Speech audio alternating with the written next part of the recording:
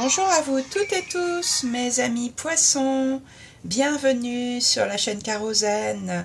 Je suis très heureuse de vous retrouver aujourd'hui pour une nouvelle vidéo qui concerne vos énergies de l'été 2025, donc mois de juillet et août.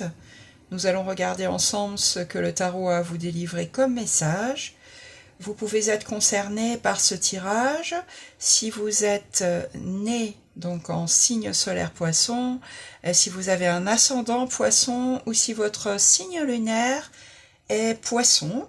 N'hésitez pas à aller regarder aussi les 3 tirages pour avoir des compléments d'information et une idée plus complète de votre été. Et puis bien sûr, comme je le dis à chaque fois, c'est un tirage général qui ne peut pas concerner tout le monde. Écoutez tout de suite, dès les premières minutes, si ça vous parle ou pas. Si c'est pas le cas, faudra revenir sur des vidéos ultérieures ou regarder la vidéo de votre signe lunaire ou de votre ascendant. Alors, qu'est-ce que l'été pourrait bien vous réserver ? Vous avez l'arcane majeur de la tempérance au centre de votre tirage, donc équilibre, relier les contraires.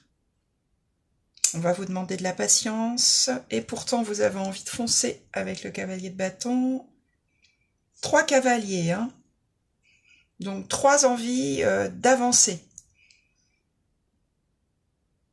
Et ça, c'est en défi que vous avez la carte du pendu. Donc envie d'avancer, mais obligé d'attendre. Donc il y a des deniers, des bâtons, des épées et pas de coupe. Et vous avez 2 arcanes majeurs. Alors c'est amusant parce que vous avez plusieurs cartes similaires au signe des Verseaux que j'ai fait juste avant le vôtre. Alors pourtant je mélange les cartes et puis ensuite je les étale sur la table, je les prends complètement au hasard. Donc si vous êtes Verseau ascendant poisson ou si vous êtes poisson ascendant Verseau, là ce tirage est peut-être pour vous, hein. Regardez, n'hésitez pas à regarder les deux. Alors, en énergie générale, vous avez le cavalier de bâton et puis vous avez le 3 d'épée. Le cavalier de bâton, c'est la carte de la fougue. Cet été, vous allez avoir envie de foncer vers peut-être une nouvelle passion. En tout cas, foncez avec enthousiasme vers quelque chose qui vous fait vibrer, hein. Donc ça peut être une passion amoureuse, ça peut être quelque chose de nouveau dans vos loisirs qui vous passionnent. Le cavalier de bâton, il y va avec fougue, enflammé, sans se poser de questions pour la suite.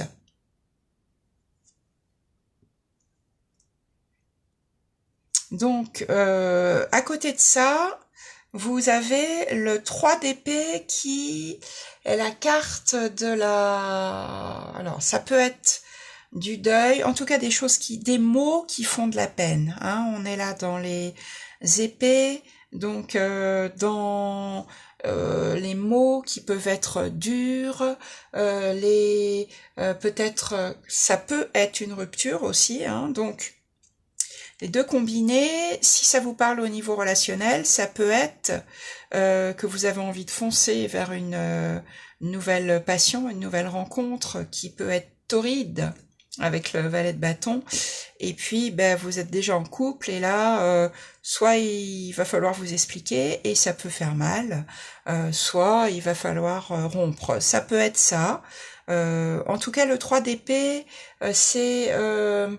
renoncer à quelque chose ou accepter de faire de la peine, de dire des choses, même à des gens qui ont l'habitude que vous leur fassiez plaisir et que vous remettiez pas les choses en question. Là, il y a vraiment quelque chose qui vous enthousiasme, qui fait, j'allais dire bas de votre cœur, mais c'est pas le cœur généralement avec le cavalier de bâton, c'est vraiment le désir. Le désir intérieur, et puis ben ça va parallèlement peut-être, elles sont combinées les deux cartes, hein, puis vous voyez le cavalier de bâton, il regarde vers là. Hein. Parallèlement, ça peut entraîner des mots durs ou des choses qui génèrent de la peine à côté.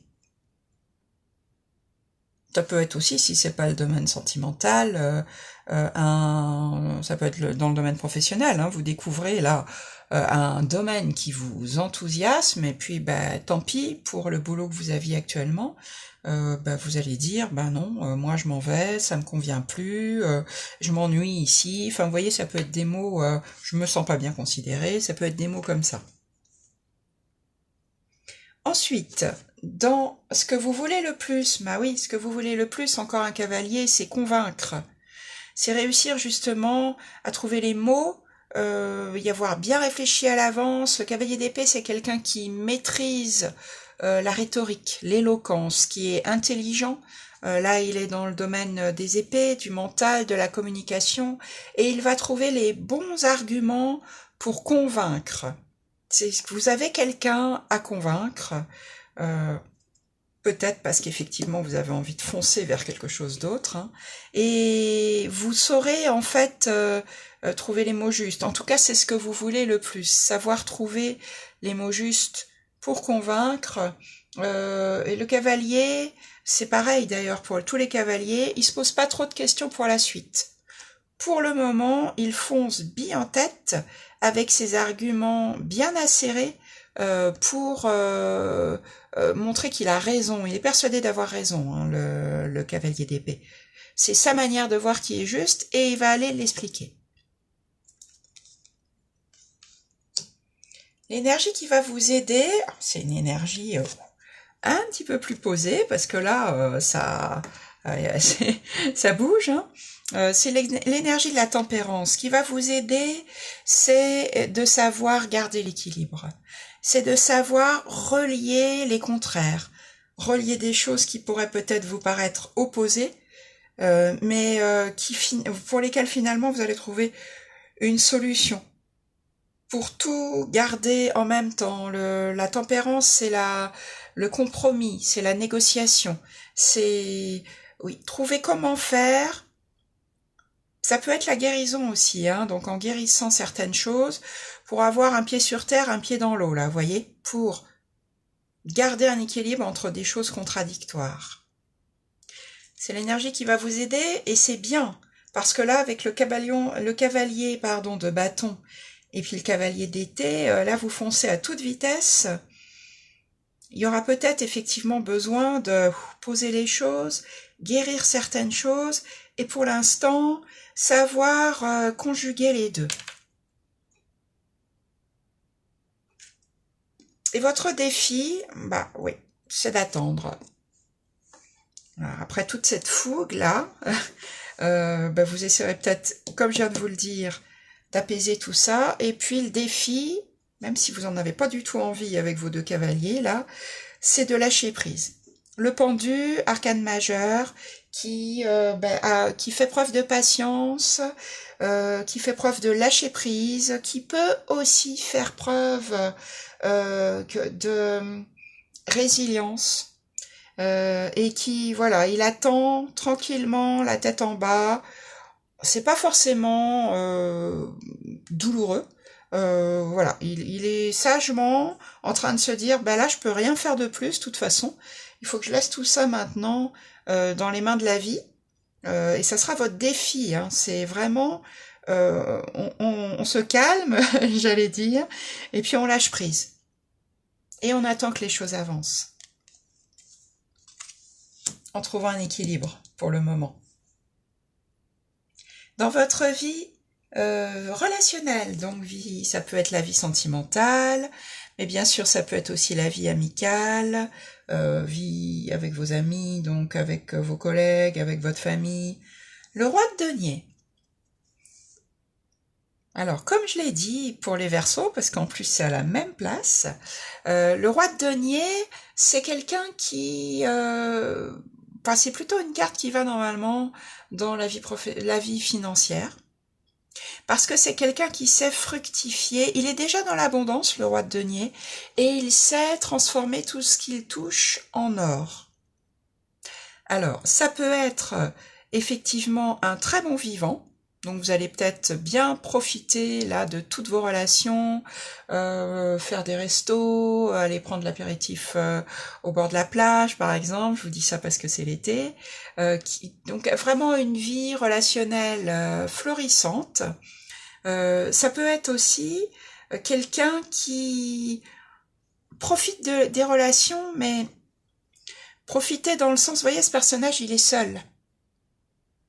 On n'est pas dans le 10 de denier qui, lui, partage son abondance.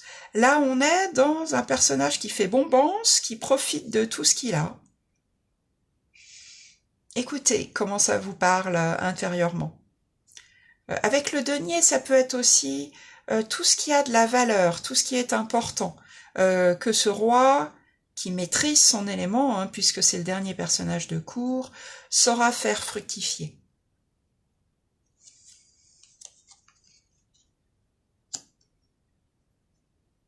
Mais vous voyez, c'est ce que je disais tout à l'heure, en fait, c'est plus dans cette position-là, vie matérielle, vie financière, professionnelle, qu'on s'attend au roi de denier. On n'est pas dans le roi de coupe, là, hein, qui lui est dans le sentimental. Bon, voilà, c'était une petite aparté. Dans la vie professionnelle, vie financière, vie, tout ce qui est concret, hobby. Alors là, vous avez le 10 de bâton. Donc là, il faut vous reposer, les poissons. Le 10 de bâton, c'est la carte du fardeau. Vous êtes allé très très loin dans vos désirs, donc peut-être trop de travail ou trop de besoin de gagner de l'argent, puisque là on est dans le financier, ou trop de choses à gérer en même temps. Vous en pouvez plus. C'est trop lourd à porter tout ça. Même si vous avez plein de désirs, mais qui sont, d'après ce que je vois là, c'est pas facile d'y accéder. Là, il va falloir vous accorder du repos parce que là, vous êtes tellement accablé par ces bâtons là que vous portez que vous ne voyez plus ce qu'il y a devant vous. Vous ne voyez plus comment avancer correctement. Donc là, trop de travail, c'est trop dans le domaine matériel, financier, professionnel. Il faut poser les bâtons là. Ce qui est intéressant avec le 10, c'est que c'est la fin d'un cycle. Une fois que vous aurez posé vos bâtons, vous pourrez repartir sur quelque chose de beaucoup plus cool. En vie intérieure, les poissons, vous avez le 8 de denier. Intérieurement, vous savez que vous devez continuer à produire vos efforts, quel que soit le domaine. Le 8 de denier, c'est l'ouvrier productif. C'est celui qui sait parfaitement faire ce qu'il fait et qui continue à produire sans se poser de questions. Donc intérieurement, vous savez que vous pouvez continuer sur ce chemin-là, continuer vos efforts dans un domaine ou un autre pour obtenir ensuite ce que vous voulez. En tout cas, vous baissez pas la garde là. Même si concrètement à l'extérieur, les résultats, je pense, ne sont pas encore là, hein, vu les cartes que vous avez là.